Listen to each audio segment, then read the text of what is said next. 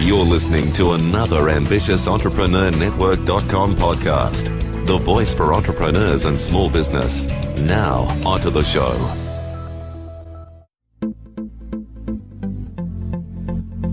This is Women in Leadership Podcast, featuring success insights from women around the globe. Now, over to your host, Annemarie Cross. And welcome to another episode of Women in Leadership Podcast, brought to you by the Influence Alliance, the business building community for coaches and consultants who want to build a profitable and scalable business. Now, my guest today says a culture of harmony in the workplace is the best recruitment strategy there is. And joining me on today's show is Ruthann Weeks. Ruthann founded her business after finding herself unexpectedly unemployed after experiencing workplace bullying. She didn't want others suffering in a toxic workplace environment, so she got busy learning about the complex issues of workplace bullying, sexual harassment, organizational psychological safety, mental health, and diversity and inclusion. She is passionate about helping organizations to create healthy workplace cultures of harmony and support, where employees flourish and business thrives. Now, on today's show, Ruthann is going to share, don't play small to try and fit into the boxes that others build for you. Mindset is most important. Get a coach, as well as embrace collaboration and an abundance mindset. Welcome, Ruthann. Thank you for having me, Annemarie. I'm really excited to be here. Oh, look, this is a topic that I think is going to be so helpful for many organizations who are experiencing complexities within their business that they probably haven't had to experience before. And, before we went live, we were talking about the fact that so many leaders now and individuals are having to navigate through a lot of uncertainty, which can cause a lot of other issues in the workplaces as well. So thankful that you're here to share your message and obviously insights that we can certainly start to implement in business. Yes, I'm happy to be here. Leadership in the 21st century is going to look, successful leadership in the 21st century is going to look much different moving forward. Yeah, you said something, and I would love for you to share that, something about one of the statistics or the recommendations, and almost like not an alert, but organizations need to be mindful of, and I'll get you to share what you shared with me earlier, of this moving forward.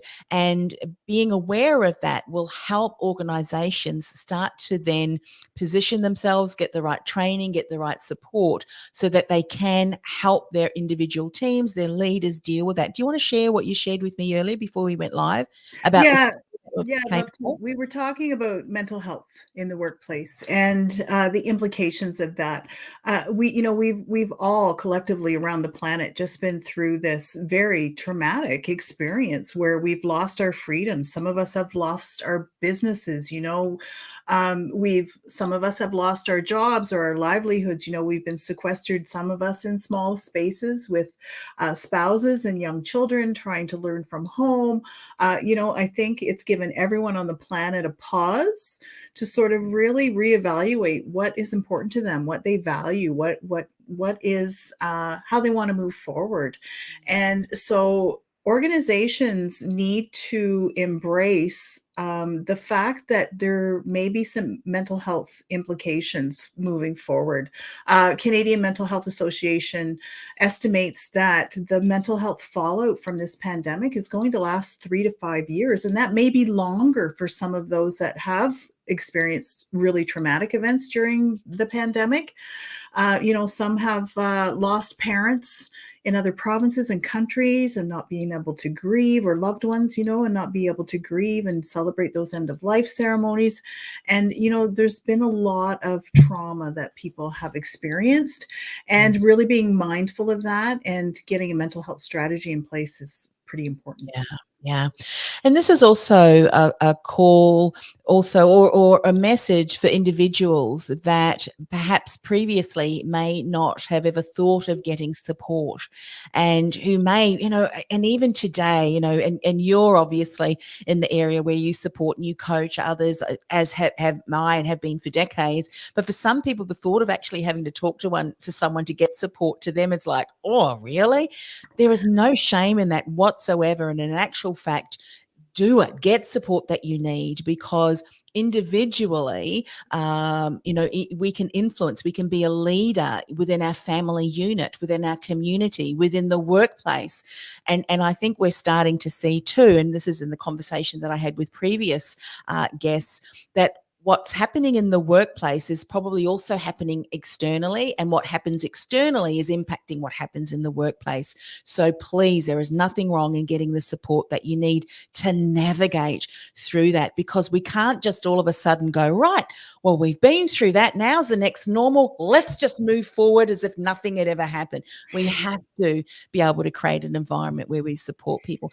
Let's start to unpack that. Where do we need to start with this? And of course, you're talking about we can weave in the other things that you mentioned too. But from an organizational point of view, where do we start to be able to the conversations and so forth? I think awareness, right? Building that awareness and giving people the permission. We all have mental health, just like we all have physical health. It's not a matter of whether or not we have it. To build that awareness and differentiate between, mental health, declining and versus thriving mental health, mental illness, and those types of differentiators. How does that look when it shows up in the workplace? You see things like disengagement. If someone who was really gregarious in the office is all of a sudden really disengaged and won't even turn their camera on if you're having a meeting online, then check in with them. Things may not be okay with them. They might not be okay. Just really building that awareness. It can show up in physical ways, in mental ways, in spiritual ways, and just being aware. I do a course, it's 60 to 90 minutes called Mental Health SOS, and it really does a very good job about really drilling into that awareness piece, how it shows up in the workplace, how to have its signs and symptoms to look for, options and opportunities to provide safety and support. That's the SOS. So, and it's really being brave enough to have that conversation with people. Sometimes people don't want to go there because they're afraid they're going to make things worse. They're afraid they're going to embarrass the person. They're afraid that, they're going to make it exacerbate the situation that they think might already be bad, where, what, they might not want to talk, and that's okay. They'll know you see them. They'll know that they matter. And sometimes just knowing someone cares can go a long ways towards keeping someone safe. So I think we just need to keep breaking down the barriers, breaking down the stigmas, having those conversations. And leadership, leaders who are vulnerable and brave enough to share with their teams if they're having an off day. They don't have to verbally diarrhea everything that's happening in their life that's making them not okay, but just to simply say, I'm just not myself today. Yeah. When they do that and are vulnerable enough to do that and share, that gives people on the team that same permission to share when they're not okay. Yes. What's interesting too is you're sharing that often we can't recognize things in ourselves that others may recognize something. And as you've said, asking, are you okay? Is this something that I can do or support can be incredibly helpful in broaching that conversation. Some of what the teams are now experiencing are the fact that, and I know where you are, people are starting to get out and about and organizations are probably opening up, but there's going to be some form of, and here we're using a term called hybrid teams, where you've got some people who are in the workplace, and this is through choice. There's a lot of people who've realized, I'm far more productive actually working from home. But in situations where maybe they're still going through that process where they're having to work from home, and I know that some of them, and of course this is women in leadership, not only are they having to be at work through time, they're also navigating having to school, homeschool their children. I mean, my hats go off to all of you men and women who are homeschooling. I don't think I was born with that gene, but anyway, you just learn to adapt, don't you?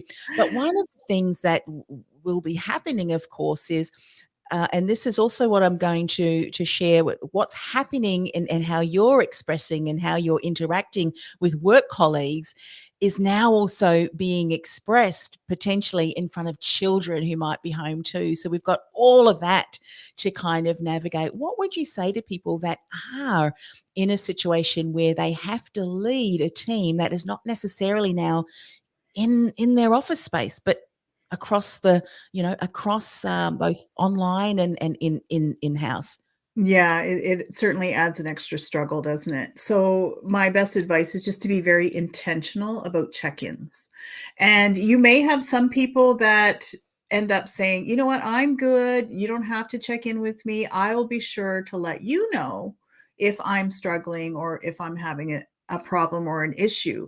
But they know that their leader is open to that and that they do care and that they're concerned and they're empathetic about different circumstances.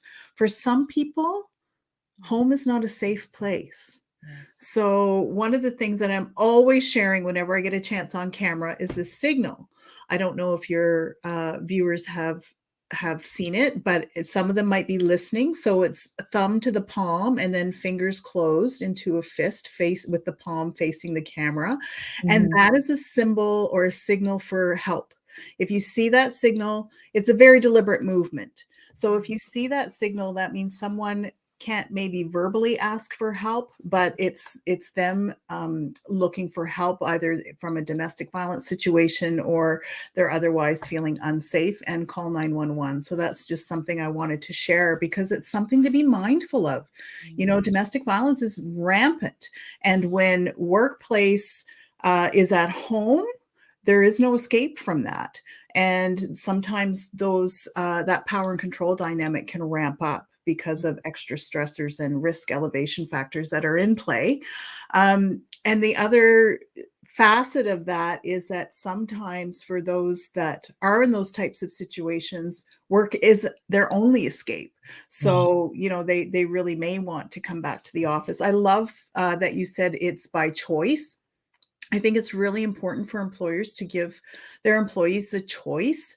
And you know what? Can I just say, if they were hired to do a job, came to the office to do that job, were paid a certain amount, now that they're working from home, don't cut their pay. I'm hearing that, and it Are you really serious? yeah, it really bothers me because what I'm hearing is employers are saying that we paid a premium for you to come to the office. And now that you're not coming to the office and you're saving money on parking and you're saving money on wardrobe and you're saving money on, time on commuting and that type of thing, that we now want to cut your pay.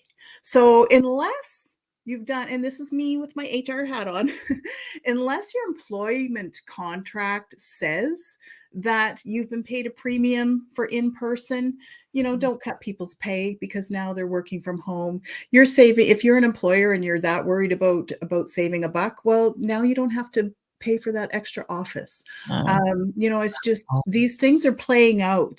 And I think it's going to be really interesting to see how that plays out in the workplace. But back to your question, I apologize. I went off on a bit of a tangent. No, that's all important, all important. Be intentional about those check-ins. Right. People will tell you generally what they need, and make sure that employees, coworkers have the training and awareness to recognize signs and symptoms and to check on each other as well. I mean, generally, naturally, people build rapport and build a relationship when they're working together closely, right? So, really just encourage people to always be kind, build that empathy muscle. If there was ever a time for empathy and grace, it's now. And just like I say, to be really intentional about that relational side of managing people. Yeah. And I think also too, it's a good point that sometimes being able to be in a workplace or with colleagues, even in lunchtime and break time, obviously, there is an ability to have conversations that maybe we're not able to have now, but go and find them. Because, sometimes we just need to have that person or persons that we can just have a word to and just kind of lay some things out there, and then that's it. We can go, and that kind of for some of us is more bottled up. I mean, journaling is a great technique for me, just to kind of get it out of my head so I'm not carrying it around. The reason I say that is all these little things, they may seem little or simple, but they all help. It's like building muscle in the gym, isn't it? It's building your Yeah. mind, your mental health. It's an ongoing process, and just to let people be aware that might have thought, I was fine before, I didn't need to do that. But every single, and I think there's almost like a stress ladder, isn't there? With every single situation piles on more kind of stress, if you will, that physically, emotionally, mentally, spiritually, and we need to be mindful of that, so that we can keep an awareness and have some strategies on how best to cope. Because this is not only happening to us as individuals within the workplace, it's happening in the family unit, and it's happening with our children. And the conversation that I had previously with Dr. Doreen Downing, talking about the fear of public speaking, a lot of the things that happened that cause the fear as an adult happened at childhood.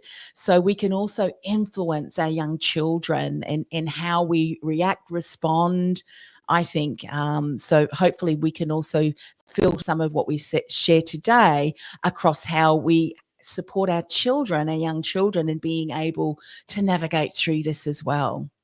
Yeah, that's a good segue into one of the points in leadership that I wanted to share about, don't try to put yourself in a box that other people build for you, Wow. right? And really just I did that for much of my life. I was like a people pleaser.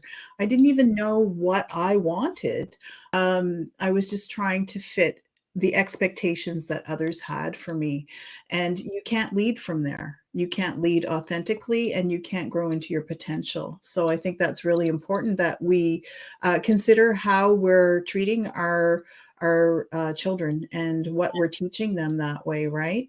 And Yeah. what we're trying to kind of knock out of them because we might find it annoying, but maybe that's just the light of their The way soul. that, That's yeah. what And fires and I them up. guess And I guess I'm sorry, I didn't mean to cut over you there. And I guess it's having the ability to have intentional, purposeful, productive, for want of another word, conversations.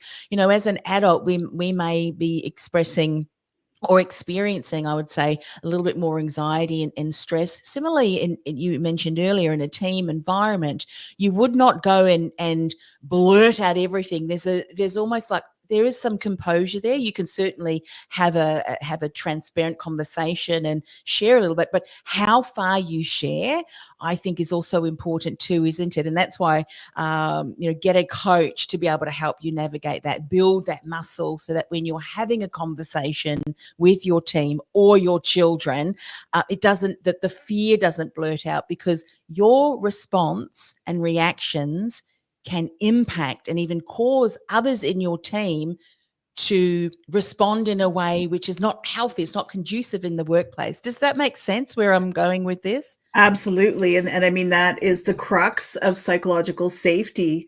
Psychological safety is creating an environment, whether it's in our home, whether it's in our workplace, whether it's in our society or any other organizations we're a part of, where it's free and encouraged to take interpersonal risk in expressing those thoughts and opinions and ideas, in making mistakes and failing forward, and reporting those mistakes, even when no one's watching, for the simple purpose of learning and improving efficiencies and correcting them. And there's no fear of reprisal. That is the crux of psychological safety. And Google did a study called Project Aristotle. You can actually Google it and get the New York Times did a great article on it. That's my favorite resource that I share with people on psychological safety, other than some other books and things. But Google did this study Project Aristotle. And what they did was they studied all their teams around the globe to find out why some were more high performing than others. And they spent 2 years on this study because they couldn't figure it out. They were looking at demographics, they were looking at resources, location, leadership styles, all of those things. And they could not figure out what was causing some of the higher functioning teams to do so well, until they stumbled on the fact that those teams that were flourishing and doing really well and innovative, they had a high level of psychological safety. So they were able to express their thoughts, opinions, and ideas. Not everyone is going to be a winner, obviously, right?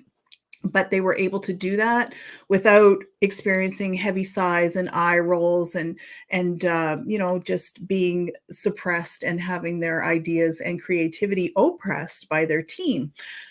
And psychological safety was so important that none of the other team building exercises they did even mattered if psychological safety was not in play. So psychological safety is that environment. Psychological health is when we take care of ourselves individually. We get enough sleep, we eat well, we get exercise, we look after our mindset and that mental health piece, journaling or whatever it might be for you individually. And what happens is, no matter how good a care we take of ourselves, our own psychological health in an environment that's not psychologically safe, it begins to erode that wellness that we've, tried to bring, because of that ripple effect, because everything is interconnected. Yeah, so true.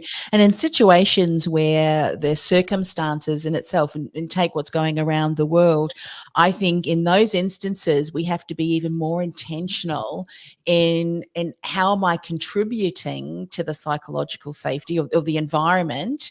Am I adding even more complexity to that, or am I bringing something in that will help and support my team, my children, my family, in being able to build and yeah, feel safe. It feels safe. I'll give you an example. It's probably not the best analogy, but it's something that I've done with all of my children, and I've been mindful of that. And I've had the privilege, I guess, of being able to get some training beforehand, so that I kind of understood that as my actions and my behavior and what I say can impact my young children. One of my children, who was probably, I don't know, 3 years old, she was on a horse and I could see that she was going to fall off. And she did, and came crashing down, made sure she was all right, went, "Oh, all right, let's just get back on there and do that again." Now, I could have responded, "Oh, oh," and panicked and caused her to panic. Yet I did not want her, because I grew up with horses, did not want her to create this significant emotional event that had her fearful of horses and not wanting to ride. So using that same analogy, how we as parents, as leaders, responding to things in the workplace, at home, what's happening on the news, sometimes you just need to turn that off because it's not going to help. How are we responding, and what are we modeling to our team, to our children? Be mindful of that, because what we are doing is setting them up for success or not. Yes. Yeah, especially as a leader, right? I mean, back to the parenting piece, they say that anxious parents have anxious children. And good job in that situation, Annemarie, because you probably were freaking out a little bit on the I inside. was. I thought, here she goes. And if we really, I mean, we really got to know our family units very, very well over these last couple of years. Wouldn't you agree? My son is 17, and he was 16 at the time. But when they went to online learning, and they did a quarterly system here, so they had 2 3-hour courses a day, with 1 10-minute break, staring at a computer screen with a teacher who probably hasn't received a lot of training about doing online or a lot of training around doing online teaching. And we discovered during those 3-hour chemistry classes, where he could just absolutely not focus after 45 minutes that he was diagnosed with ADHD. And Ah, he has had it his whole life, but he's been able to navigate and work around it until those classes, man, they kicked his butt. And because it was a struggle for him to focus and pay attention. So it really brings out these things that may have been building up over time, right? yeah. And, with recognition, and I think you mentioned that earlier, self-awareness and being aware of something that's going on is it's such a great first step, because you can't change something, you can't bring in different strategies, you can't get the support. And I love that way that you say mindset is important. Get a coach. We just had the Olympic Games. Those top athletes would not be there competing were it not for the coaches and the teams, the psychologists, all of the teams, the massive teams, and the commitment every single day for years to get them there. Why do we think that of the experience that we've gone through, or any experience, hey, we're going to be fine? That we don't have the support.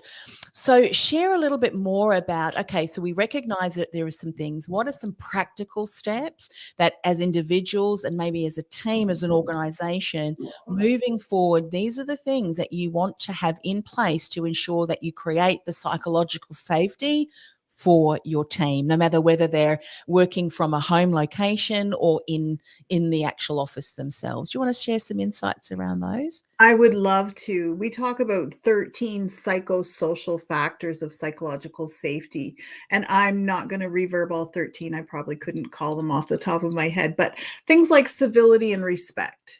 We all know how to speak to one another respectfully and properly, but do we always do it in the workplace, in the home? No, we don't. We don't. So just being mindful of that. And sometimes that just means that we just have to pause before we speak. And people need to know that everything that's in their head doesn't have to come out of their mouth. We have control. So civility and respect is a big one.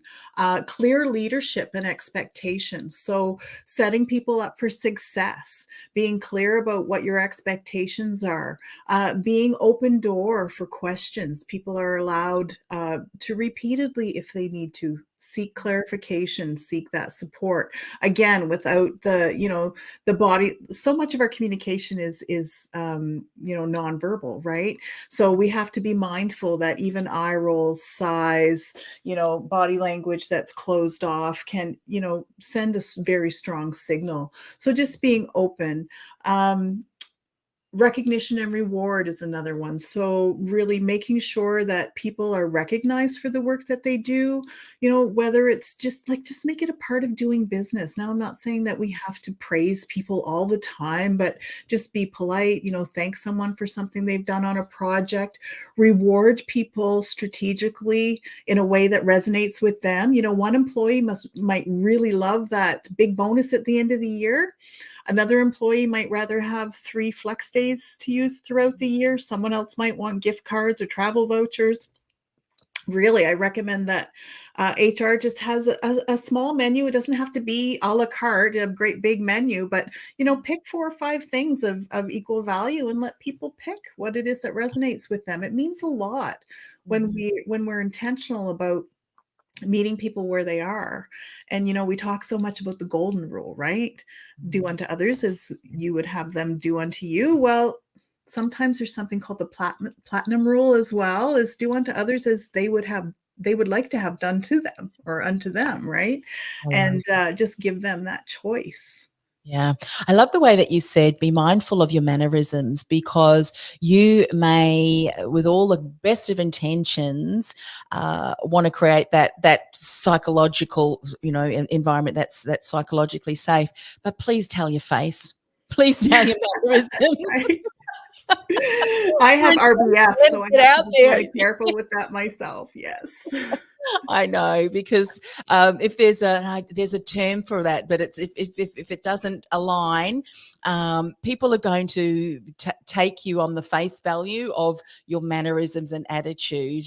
If I think of the term, where there's this yeah, I can't think of the word, but yeah, it's so important. Let's talk. I know we've got a little bit of time left, and I would love for you to share a little bit more, Ruthann, just some insights around embracing collaboration and an abundance mindset. What does abundance mindset mean for you? Abundance mindset for me means that there is an infinite amount of everything in our universe. You know, we don't need to put limitations around ourselves, and this is why you need a coach, because they'll help you with this mindset thing. And really, when it comes to working relationships, just be collaborative, especially with the work that I do in really pushing for corporate social innovation, and building those cultures of support, and where employees are supported, and workplace bullying can't take hold, and psychological safety is intentionally built, and sexual harassment does not occur. Incivility and respect is you know it's really important. Incivility is nipped in the bud so it can't fester into a bullying relationship. When you're in those environments, it just really makes it easy to be abundant. And I believe wholeheartedly that it is going to take a lot of us working together to really push this movement. This movement, this social movement that we're in, is really being driven by the values that people see and that they demand for themselves. The younger generations are less likely to put up with the toxic status quo that some of the older generations have had to tolerate. And really, I believe that it is going to take a lot of us working together to actually create the change we want to see in the world. And so I choose to collaborate with like-minded people. Some of us do the same kind of work. Some of us could be seen as competitors, but I fully believe that their people will find them, and my people will find me, and my messaging is going to resonate with someone that their messaging might not. So, when we consider that 45% of workers, now this is in Canada, it's very similar around the globe. 45% of workers report being bullied on the job every week. There's lots of work, there's lots of businesses. So really, just to embrace that abundance mindset, support people when you can. My mantra every day is I expand in love, success, and abundance every single day as I inspire those around me to do the same. I And love it sounds, kind of hokey, but I really believe it. And I absolutely believe that we will attract the people to us that we're meant to attract, just that. like I attracted you, and you attracted me. And here we are having this wonderful, rich conversation that hopefully is a blessing to other people. Yeah. And yeah, just embracing that. There is no limitation. The only limitations there are those that we put on ourselves. Yeah, absolutely. Someone shared the other day on social network, and I took a snapshot of it because I thought, my goodness, if people think this, so the word that she used, the first one, I'm just going to say it how she said it. So she said, screw anyone who makes you feel like you aren't good enough. So we could do a whole show on that. And, I think no one don't give people the permission to even have you feel not good enough. As you said, don't play small to try and fit into a box that others build for you. Take that box and rip it apart. You've got the ability to do that. Don't let other people, speak words over you that you take to heart. Go, is that helpful for me? No, it's not. Move on, and I think moving forward, let it be as leaders, as parents, as partners, that may be working in a business also. Be mindful of what we say to others. Be mindful of what we take on board. let it go if it's not helpful for you. We're going to need to be able to do that far better than we ever have because of the complexities, and be on the lookout for others. Have the compassion to be able to stand up next to them. For some of us, we've got the ability. We just would not let, BS even come in our sphere of influence. But there's some people who struggle with that and need a little bit of support, and I guess in that creates and help them create that psychological safety for themselves if they're not able to do that, and empower them. I think we all need to move forward with that, don't we? Keep an eye out for others and step in. Absolutely. Life is tough enough on its own without us tearing each other down. Yeah, And, it pains me to say, but, about 60% of the time, it's women bullying other women. yeah, it's And true. it's We can be just our own worst enemies into right. our own worst enemies, and we can be other worst enemies for other women too. Yeah, yeah, and I just, choose because we get to choose how we show up in the world every single day. And we can be insecure, and that's what bullies are. They're insecure, so they tear others down in order to make themselves look better, right? And it's a power and control dynamic. So we can either be that person, or we can choose to just walk in our own power. It doesn't mean that we're thin. It doesn't mean that we're young. It doesn't mean that, we have the most beautiful house and the most beautiful car and the most well-behaved kids. It's just showing up, being the best version of yourself that you can be, doing what you can from where you are with what you have, Yeah. and just being confident. And really, we rise together. We really do. Mm. I love all of that. And how can people find out more about you, Ruthann, and how you can support them? What's the best way for them to connect? My website is harmonyintheworkplace.com. You can always find out more about me there. My email is rweeks@harmonytraining.ca. I'm very active on LinkedIn. Please reach out to me there on that platform.